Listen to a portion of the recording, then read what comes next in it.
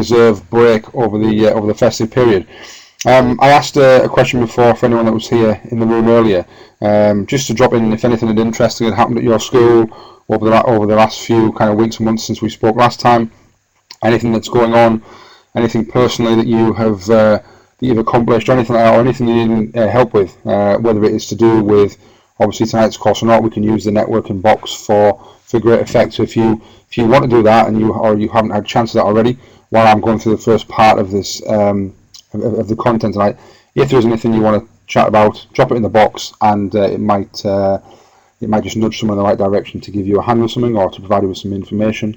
I think that the more we can do that, then hopefully the better it will be. Okay, let's crack on then.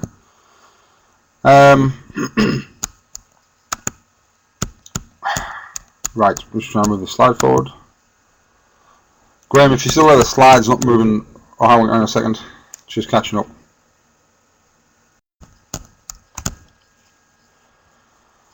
There we go. Perfect. Right, so follow up from this first session. Like all good teachers, I set you some homework to do, and I asked you first of all what leading staff. We talked about leading staff, and we talked about how important it was as a senior leader to do that. And at times you will be involved in difficult conversations, and you will have to have them. And we talked about not ducking them and planning the meeting. And that was one thing that I asked you to do, was to actually try and do that. So if you can just, again, by using the chat box, have you had a difficult conversation? Obviously, I don't want you to name names or schools or anything like that, but have you been able to do one? What was it regarding? Was it regarding performance of staff? Was it regarding registers? Was it regarding inputting of grades? Whatever it was, what was it like? Did you plan the meeting? Was it useful? Or have you had a couple of nightmare kind of meetings where you'd rather forget them? So that was one thing I asked you to do. So yeah, if you can just drop some information in the chat box. Did you do that? What was it like? Was it nice? Are you a master at it now? Did you find a tip or a technique that really worked that you'd like to share with other people? So if you can just take the first minute or so to just drop that in the chat box. If you haven't had the chance to do that, again, drop it in there now. Say that maybe for whatever reason you haven't had the chance to do that, but you might be planning on something that's coming up this week or tomorrow or Monday or whatever it is. So if you haven't had the chance to do that, but you are planning, and if you've just literally completely forgotten, again, put it in there, let us know, and we can see where we are. So that was the first thing you had to do. I can see a few people are typing there. Lucy saying, yeah, it wasn't pleasant. And it was that you took 5 minutes to chill afterwards, Lucy. Yeah, they're not pleasant, these meetings. They are difficult. That's the whole nature of them. But as senior leaders, we have to have those difficult conversations. We can't just duck them, because, like I said to you in the last session, if you let things happen willingly, then you are compliant to it, and it ends up being weak leadership. So we've got to be strong. And for a lot of us, it's not in our makeup to be confrontational, to have those difficult conversations. We kind of want to shy away from it, but we kind of have to do that. No sound. Have you? Let me think. 1 second. See if I can put a message in here while we're talking. Right. The next thing you were going to do, you were going to read your Ofsted school report to understand that, and to read the national report and understand the national trends and issues. Again, did anyone do that? Was it been useful? And have you found anything out that you didn't know earlier? What's going on there with Ofsted?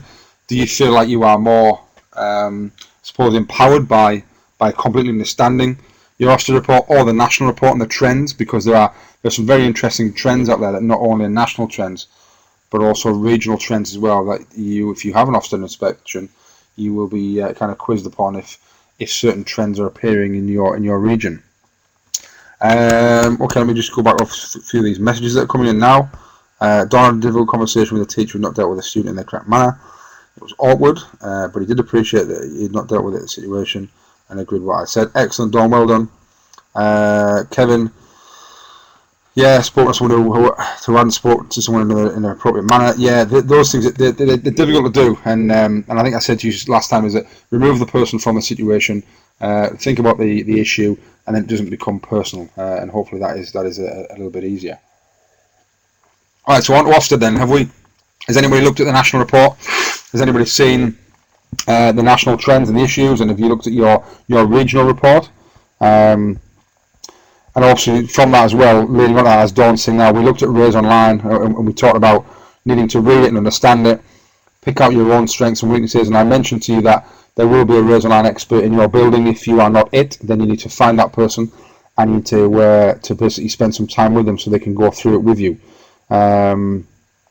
Excellent, and Dawn said she's done that, so that's great. So that was what we looked at from the first session. It was just a recap really there to link our prior knowledge back to the first session. If you haven't done any of those things for whatever reason, I would suggest you to make note now of the things, have a go, have a look at them. Certainly get stuck into your difficult conversations, because those won't go away, and you will not go through your career avoiding those. You will have to do them, so you need to get used to doing them and get used to the skill of being able to do it and handle it. School context as well, make sure you read that information, make sure you know it. You need to know it inside out, back to front, and Raise Online as well. So yeah, if you haven't done that, jot that down, take a note, and that is your catch-up work from the first session, so you are on the ball and and up to speed with everyone else. All right, then moving on tonight. What we're going to look at tonight are really 3 or 4 different areas and elements of senior leadership. And the first session was a lot about kind of leadership against management and leadership styles and how to really be effective in terms of leading and managing people. Well, tonight's going to be a lot more content specific, and we're going to look at different areas that you may be in charge of or responsible for in your senior leader post. And first one we're going to look at is leading teaching and learning, and that is what I'm currently doing at the moment at my school as deputy head teacher. Then we're going to look at how we can deliver an effective CPD program. Again, that's one of my responsibilities at the moment. Thirdly, raising achievement, huge focus in virtually every school, if not every school in the country right now at the moment, in terms of the pressure that the government and exam league tables are putting on schools. So how can we make sure that we're doing the business there? And then also one of my other responsibilities at the moment, and something that I've looked at for the last few years, is managing whole school behaviour and safety. So those are the 4 areas we're going to look at tonight. We're going to look at my experience, and certainly if you didn't pick this up from the first session, I'm very into using technology, into innovative practices in school to really do something differently. And I think that I live by the motto that if we've always done what we've always done, then we'll always get what we've always got. And I think that it's about doing something different. It's about using modern technology and digital technology to move things forward. And there is a fine line between just using technology for the sake of it. We always need to look at what is the impact. But I think that we're in such a fortunate position now in the profession that we have all these tools at our disposal that we can really make a difference with. And I'm going to show you tonight, hopefully, some different ways and different innovative and creative thinking to potentially make you kind of change agents in your school, either this school you're in or your next school that you move to. And it's about really, in sometimes tearing things up and doing things differently, because our schools were built and our education systems were built in an age that doesn't service our students and our young people right now, and we need to respond to that, and we need to make sure that we have systems that are fit for purpose, and we need to make sure we're not scared of change. Some people are, and hopefully you aren't, and you're one of the ones that with me can make a big difference and can make a change in education over the next few years.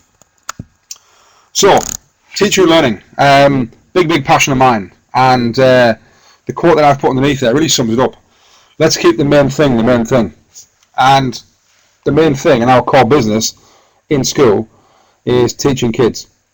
And I sometimes think that because of all the distractions, as I call them, around the outside of teaching, whether it's pulling students out for intervention